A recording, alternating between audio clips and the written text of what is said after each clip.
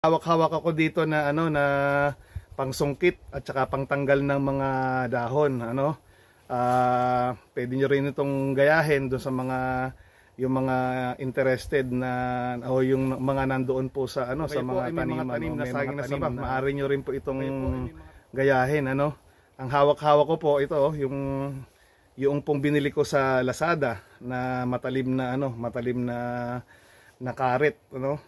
So ang ginawa lang natin yan, yung panglinis ng damo, supposed to be kinonvert natin siya sa mas mahaba. Nilagyan ko siya ng extension na 3 meters na PVC pipe.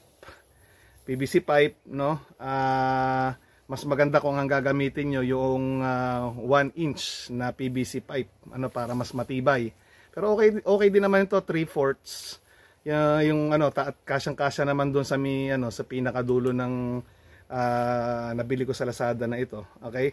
So maganda dahil sa kahit na mataas na yung puno, sa sobrang haba nito, naaabot ko pa rin siya, ano? So naaabot ko yung mga naninilaw na mga dahon sa pamamagitan ng tawag dito, improvise ano na pangsungkit na ito ng ating pong mga na tawag dito, natuto yung mga dahon. Okay, at saka yung may mga sakit na dahon. Okay?